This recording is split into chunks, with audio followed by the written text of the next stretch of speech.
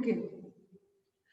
So India opted the mixed economy system from the year 1950, and the process start with the 5-year plans. मतलब कि 5 वर्षीय योजना शुरू करी गई, जिनका की प्रोसेस हर 5 साल में आप जो अपने प्लान्स आपने अगले 5 साल के अपने प्लान्स तय कर लिए, अगले इतने 5 साल में मुझे इतना टारगेट अचीव करना है, इतना मैंने एग्रीकल्चर में अचीव करना है, इंडस्ट्रियल में अचीव करना है, इतने मैंने टैक्सेस कलेक्ट करने हैं, इतना मैंने डेवलपमेंट करना है, इतनी सड़कें बना देनी है, इतना अर्बनाइजेशन कर देना है, इतना रूरल इलेक्ट्रिफिकेशन कर देना है, गाँव में स्कूल ये टॉयलेट्स या स्कूल्स या हॉस्पिटल्स ये खोल देने, लेकिन टारगेट बना लेना है।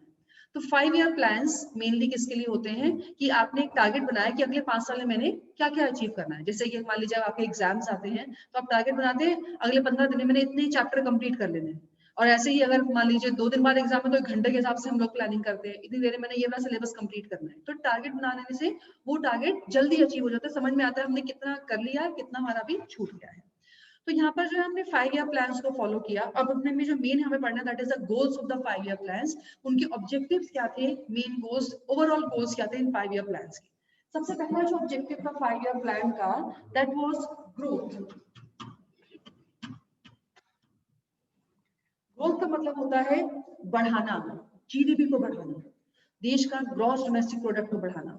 जो जीडीपी आज तक सिर्फ एग्रीकल्चर सेक्टर से बढ़ता था और वो भी ज्यादा का ज्यादा सामान हमारा एक्सपोर्ट होता था, वो जीडीपी हमने अपने देश का बढ़ाना है। गुड्स और सर्विसेज का प्रोडक्शन बढ़ाना है, consumer goods industries, producer good industries, हर तरीके की इंडस्ट्रीज बढ़ानी है, एग्रीकल्चर को बढ़ाना है, सर्विसेज को बढ़ाना है। तो देश में जब जीडीपी बढ़ेगा तो लोग अपने आप पैसा कमाएंगे, गरीबी हटेगी, क्योंकि देश हमारा बहुत ज्यादा गरीब था, ज्यादातर लोग पीजेंट्री पे डिपेंडेंट हैं, स्कूल्स नहीं है, हॉस्पिटल्स नहीं है। तो हमने देश का जीडीपी बढ़ाने के लिए हमने ग्रोथ बढ़ाने के लिए हमने जीडीपी को बढ़ाना है। स्कूल्स खुलेंगे तो उसमें लोगों को नौकरियां मिलेंगी, हॉस्पिटल्स खुलेंगे तो उसमें लोगों को नौकरियां मिलेंगी, ना लोगों को सुविधाएं मिलेंगी। तो देश का जीडीपी बढ़ाना है मींस देश में गुड्स और सर्विसेज, हर तरीके के गुड्स और हर तरीके की सर्विसेज को प्रोड्यूस करना है, ताकि देश में जो है देश को एक मजबूती मिल सके। क्योंकि अगर आपको रोजगार मिलता है तो आप अपने आप में मजबूत होते हैं ना। जब आप बच्चों बड़े होंगे तो लगेगा इंपॉर्टेंस लगेगी, हाँ रोजगार की कितनी ज्यादा इंपॉर्टेंस है। पहले आप अपना रोजगार करते हैं, पहले आप कहीं पर जॉब करते हैं, बट एक ह्यूमन बीइंग के लिए उसके लिए उसकी जो नौकरी होती है या फिर उसका जो रोजगार होता है जहां से वो पैसा अर्न करता है, वो सबसे ज्यादा इंपॉर्टेंट चीज होती है और होनी भी चाहिए, क्योंकि उसी से आपका स्टेटस है, उसी से आपका घर चलता है।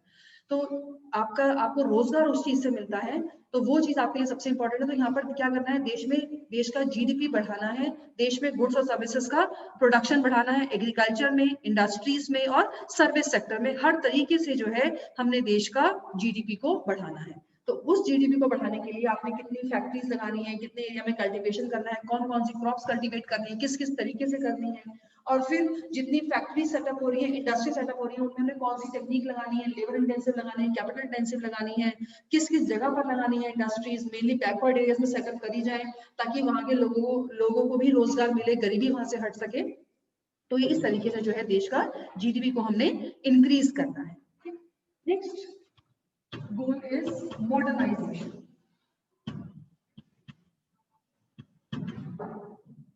Every time a person wants that we should use the modern techniques. आज भी हम ये सोचते हैं ना, अगर आप एक मोबाइल लेना चाहते हैं तो वो मोबाइल लोगे जो कि 3 महीने पहले आया होगा, नहीं ना, या वो वाली बाइक लोगे, वो वाली कार लोगे, सोचते हो ऐसा? लेटेस्ट देखते हो चीज को, फीचर्स देखते हो, कौन सा नया लॉन्च होने वाला है, देखते हैं ना। तो ऐसे ही उस समय पर एक ऑब्जेक्टिव ये भी बनाया गया साथ में, सबसे important modernisation, means to use the modern techniques for production of the goods and services. जो भी चीजें हम बनाएं, जो भी हम फैक्ट्री सेटअप करें, वो हम लेटेस्ट टेक्नोलॉजी से करें। जो काम हम अभी तक जो हाथ से होते हैं, जैसे कल्टीवेशन होना है, लोग अभी फील्ड को खुद फ्लो कर रहे हैं, वो किससे होगा, ट्रैक्टर से होगा, हार्वेस्टर्स यूज होंगे, कंबाइनर्स यूज होंगे, इरिगेशन फैसिलिटीज के लिए अलग से इक्विपमेंट्स होंगे। तो ये सारे काम, यानी कि जो भी आपने प्रोडक्शन करना है उसके लिए आपने मॉडर्न टेक्निक्स को यूज करना है, ताकि आप दुनिया के साथ में कंधे से कंधा मिलाकर चल सकें। क्योंकि अभी तक तो हमारा देश एक बहुत पिछड़ा हुआ देश है, जिसको कि ब्रिटिशर्स ने सिर्फ अपने फायदे के लिए यूज किया, लेकिन आज हमारी अपनी आइडेंटिटी है, हमारा अपना नाम है, हम चाहे तो किसी भी तरीके से अपने देश को चला सकते हैं। तो उसमें अगर हम मॉडर्न टेक्निक्स को यूज करेंगे तो हम विदेशों में भी अपना सामान बेच सकते हैं। क्योंकि आपको अगर जीडीपी बढ़ाना है, वो अपना खाली देश से नहीं बढ़ेगा, आप क्या चाहेंगे, अपने जीडीपी को बाहर भी बढ़ाए ना, विदेशों में भी अपने सामान बेचें, तो और ज्यादा हमें जो है रोजगार मिलेगा। आज कोई भी कंपनी है अगर वो विदेश में भी अपना सामान बेचती है तो उसका बेनिफिट होता है ना, या नहीं होता है? तो अपने देश का जीडीपी बढ़ाने के लिए हमें जो है विदेशों में भी सामान बेचना है, उसके लिए क्या होगा, मॉडर्न टेक्निक्स यूज होनी चाहिए, क्योंकि हर कोई लेटेस्ट टेक्नोलॉजी खरीदना चाहता है। So to use the modern techniques for the production of goods and services. और साथ ही में जो एक नजरिया ये भी है कि अपने सोशल आउटलुक को चेंज करना, यानी कि विमेन को भी इक्वल राइट्स देना। अभी हमने लास्ट चैप्टर में ये पढ़ा था कि वहां पर जो है सिर्फ 7% लिटरेसी रेट था, किसका, फीमेल लिटरेसी रेट सिर्फ 7% था और 16% ओवरऑल लिटरेसी रेट था। तो अगर लेडीज भी साथ में, विमेन भी साथ में काम करेंगी, परिवार की इनकम बढ़ेगी ना, दोनों जने जब काम करेंगे तो हस्बैंड वाइफ ना, तो परिवार की इनकम बढ़ेगी, बच्चों का भविष्य अच्छा होगा। उसके लिए हमें विमेन को भी जो है एम्पावरमेंट करना है, उनको भी पढ़ाना है, साथ में उनको भी रोजगार देना है। तो इस तरीके से जो है आपने मॉडर्न टेक्निक्स को यूज करते हुए साथ में जेंडर इक्वालिटी पर भी ध्यान देना है। सिर्फ लेडीज घर के काम करने में ही ना रहे, वुमेन घर के काम करने में ही ना रहे, वो बाहर निकल करके भी अपने लिए अर्न करे, जिससे कि वो फाइनेंशियली इंडिपेंडेंट हो और डोमेस्टिक वायलेंस भी काफी हद तक खत्म हो सके। Third objective of the 5 year plan is self-reliance. It was given in the pre-board, I think so. बच्चों ने एग्जाम दिया होगा, उनको पता होगा ये प्री-बोर्ड में आया था। सेल्फ रिलायंस का मतलब क्या होता है, नॉट डिपेंडिंग अपॉन अदर्स, यानी कि जो भी आप गुड्स और सर्विसेज प्रोड्यूस करते हैं या आप जो भी कुछ प्रोडक्शन करते हैं वो अपने ही देश में देशी चीजों से करें, आपको विदेशों पर निर्भर नहीं रहना है। यानी कि अगर आपको पैसे की जरूरत है, फाइनेंस की जरूरत है, तो वो विदेशों पर निर्भर ना रह करके हम अपने ही देश में गुड्स सर्विसेज प्रोडक्शन करें। और साथ ही में अगर कोई भी देश हमें लोन देता है, उधार देता है, तो क्या होता है उस स्थिति में उसका इंटरफेरेंस हमारे देश में बढ़ जाता है, हमारी इकोनॉमी में, हमारे पॉलिटिकल डिसीजंस में उनका इंटरफेरेंस बढ़ जाता है, क्योंकि जो लोन लिया जाएगा वो पूरी कंट्री के लेवल पर लिया जाएगा ना। अब उससे प्रधानमंत्री भी उसमें इन्वॉल्व है, प्रेसिडेंट भी इन्वॉल्व है, तो अगर आपने लोन लिया है तो भैया आपको फिर दूसरे की बात भी रखनी पड़ेगी, आपने किसी दूसरे देश से लोन लिया है तो इस तरीके से आप अपनी फॉरेन डिपेंडेंस रिड्यूस करने के लिए और फॉरेन इंटरफेरेंस को रिड्यूस करने के लिए हमें जो है सिर्फ अपने ही टेक्निक्स को यूज करना है। अगर हमें ट्रैक्टर्स, हार्वेस्टर्स चाहिए, नई टेक्नोलॉजी चाहिए, तो वो अपने ही देश में प्रोड्यूस हो, ना कि हम विदेशों से उन चीजों को इम्पोर्ट करें। तो सेल्फ रिलायंस, अपने पर भरोसा करना है, मीन्स फॉरेनर्स के ऊपर, फॉरेन फाइनेंस के ऊपर डिपेंडेंट नहीं रहना है। Fourth objective is equity. Equity का मतलब ये होता है कि बेसिक नेसेसिटी सबको मिले, और साथ ही में जो हम ये इतने ऑब्जेक्टिव बता रहे हैं, ग्रोथ होना चाहिए, मॉडर्नाइजेशन होना चाहिए, सेल्फ रिलायंस होना चाहिए, ये सिर्फ पैसे वाले लोगों के लिए ना हो।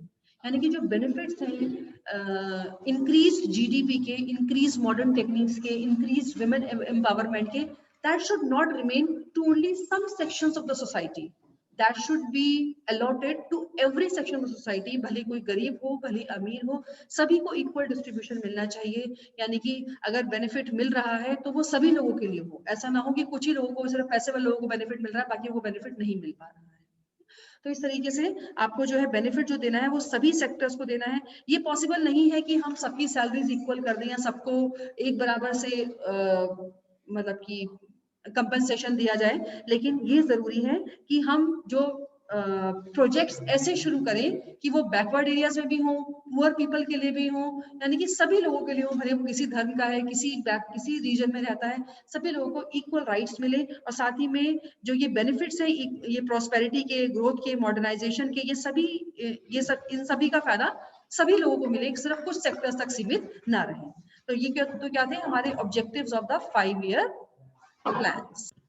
So these were the reforms introduced in the agricultural sector. First one is the land reform, and another one is the green revolution. Land reform means land को फिर से फॉर्म करना, जमीन तो उतनी की उतनी रहेगी, बढ़ घट तो जाएगी नहीं, लेकिन उसमें चेंजेस करना।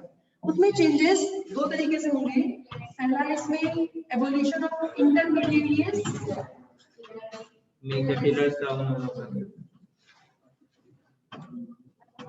and land stealing. Just be quiet. तो पहला लैंड फॉर्म क्या है, एवोल्यूशन ऑफ इंटरमीडिएरीज, यानी जो इंटरमीडिएरीज है, मतलब जो सरकार और पीछे के बीच में जो लोग बीच में एक मिडल मैन बने हुए हैं, कौन है वो, जमींदार लोग हैं, उनको हटाना है। यानी कि टैक्सेस बिल्कुल रिमूव करना है, जो थोड़े बहुत टैक्सेस हैं भी वो जो किसान है वो डायरेक्टली सरकार को पे करेगा, बीच में कोई भी जमींदार नहीं रहेगा। ये सरकार ने नियम निकाला। दूसरा है लैंड सीलिंग, क्योंकि यहाँ पे जमींदारों के पास में बहुत जमीन है और जो गरीब किसान है वो सिर्फ उन जमींदारों की जमीन पे काम करते हैं, तो वो एक लिमिट फिक्स कर दी गई, सील कर दी गई। सील का मतलब होता है लिमिट करना, जैसे इसको सीलिंग बोलते हैं, सीलिंग फैन होता है, यहाँ पर हमारा रूम लिमिट हो जाता है। अगर ये बढ़ जाए तो फिर तो इतना आसान नहीं होगा, अगर कोई बिल्डिंग ना हो तो ये, इसलिए इसको सीलिंग बोलते हैं। वैसे ही लैंड सीलिंग मतलब कि लैंड को लिमिट कर दिया जाए, यानी कि एक इंडिविजुअल के पास में कितनी जमीन होनी चाहिए उसको लिमिट कर दिया जाए। मान लीजिए एक के पास में 20 एकड़ जमीन होनी चाहिए, बाकी जमीन जो किसको दे दी जाएगी, गरीब किसानों को दे दी जाएगी। ये बहुत अच्छा रिफॉर्म करेगा, लेकिन हमारे भारत में जो भी अच्छा होता है वो तो लागू होने नहीं देते, कभी प्रोटेस्ट करके कभी किसी तरीके से। तो सबसे पहला जो काम हुआ इंटरमीडिएरीज, कई साल तक से वो हटा नहीं, 1970 से,